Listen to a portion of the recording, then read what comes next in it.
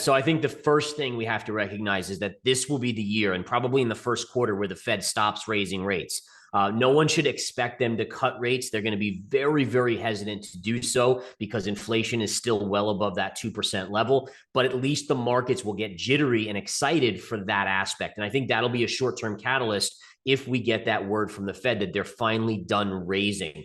The next thing that I think is going to be a tremendous kind of shock to the market is that we are going to slip into a recession in 2023, and it's going to actually turn out to be a very rough recession. Popular technical analyst and veteran trader Gareth Soloway recently discussed his outlook for the stock and crypto markets in 2023. The popular swing trader believes the year will be similar to 2022 in some regards and worse in other regards. For instance, Soloway expects a full-blown recession in the United States, which will no doubt have a cooling effect on the financial markets.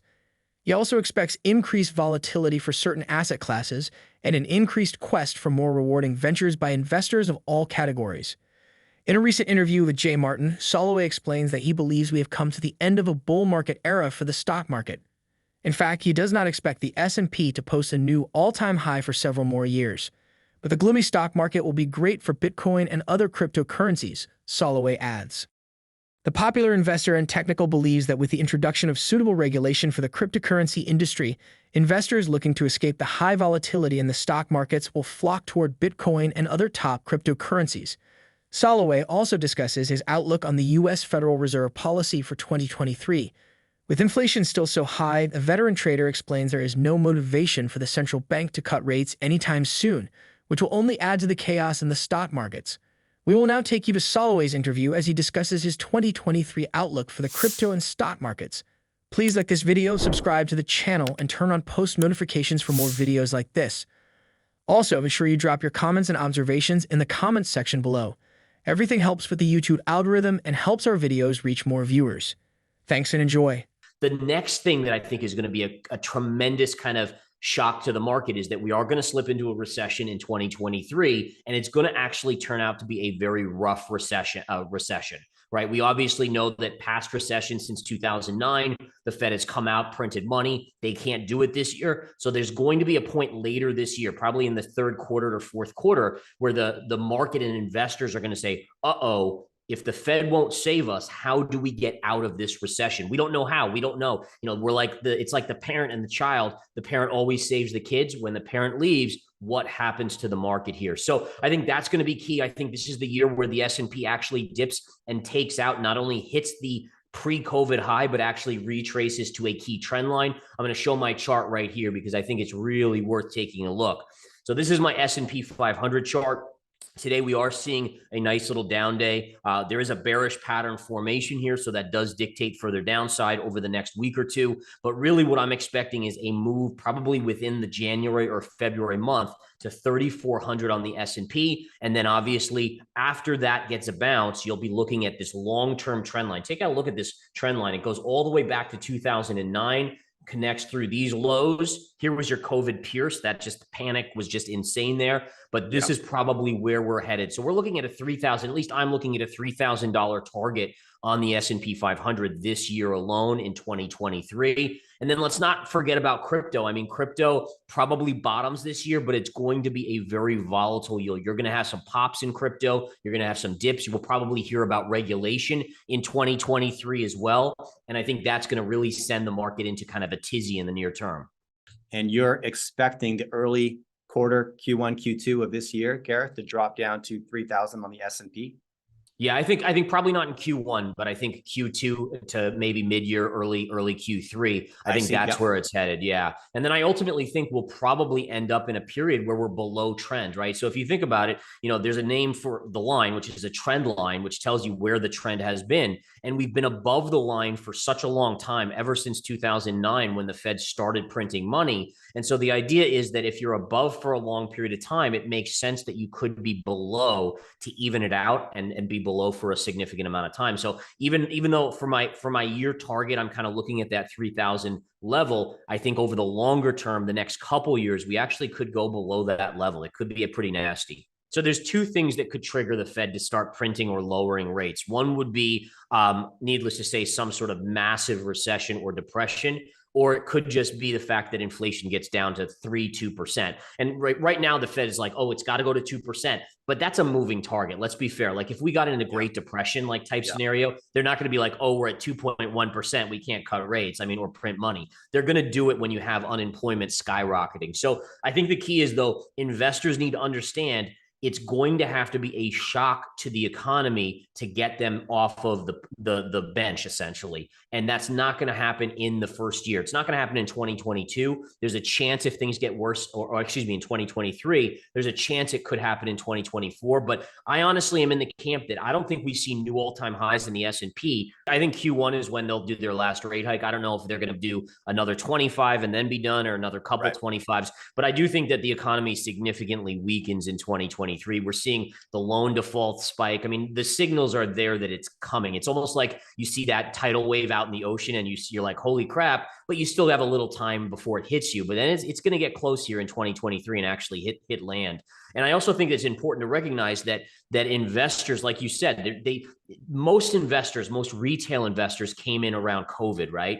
There was that big asset run. The Fed was printing the money. They finally got lured back in the market. And so they haven't experienced a long bear market like we saw from the tech.com bubble, right? And the tech.com bubble collapsed.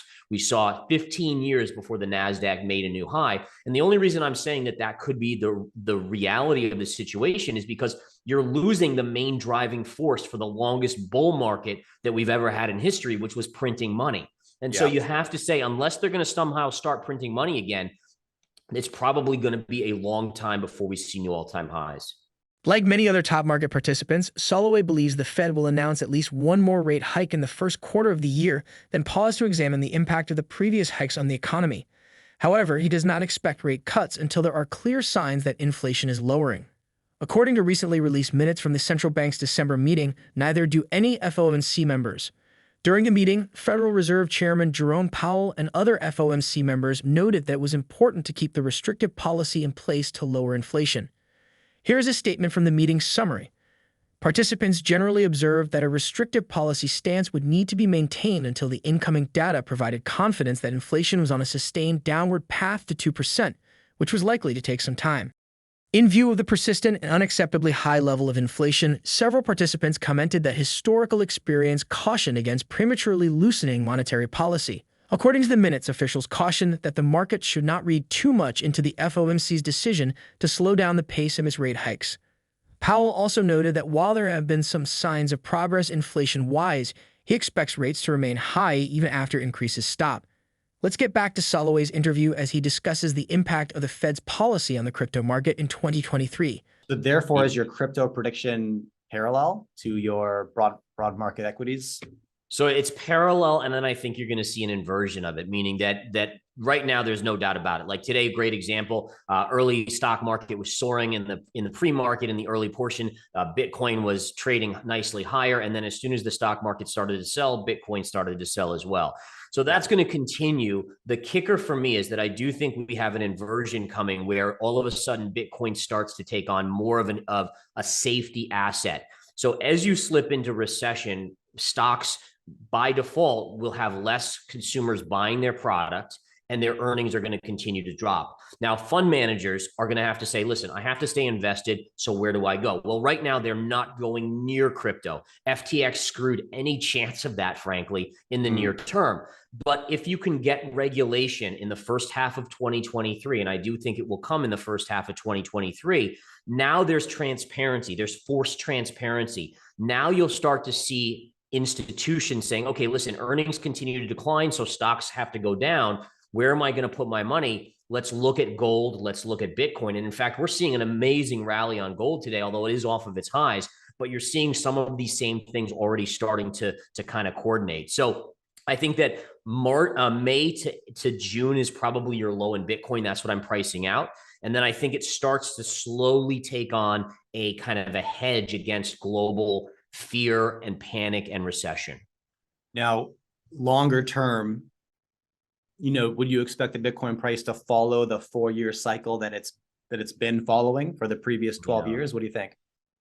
Yeah, so this is like, I mean, it's such a hard question to answer because the fundamental factor of Bitcoin was it started in 2009, which was when the Fed started quantitative easing. And so we're in this period now of where you don't have quantitative easing, which has been arguably one of the biggest factors in the bull run in Bitcoin, right? It means the reason why Bitcoin came into existence to offset the printing of money. Now, I do think that eventually it does kind of go in that vicinity, but I think at this stage, the question is, does that 4-year cycle become elongated in the near term because you don't have the printing of money? And I kind of do think it will. I honestly think that this bear market, it won't be a ton longer, but I think it stretches closer to the next halving in Bitcoin than it normally does. Since late 2021 and through 2022, Soloway's near and mid-term predictions for Bitcoin were mostly bearish. He not only called the fall to sub-20s, but he also maintained that the crypto asset could fall even lower to $9,000 or even $3,500 in the worst-case scenario. However, he has always noted that these bearish moves will be temporary for the world's largest crypto asset.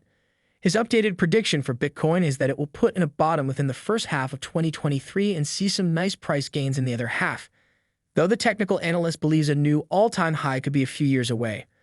What are your thoughts on Gareth Soloway's outlook for the stock and crypto markets in 2023? Please drop your comments and observations in the comments section below. Also, ensure you subscribe to the channel, turn on post notifications, and give this video a thumbs up. Thanks for watching.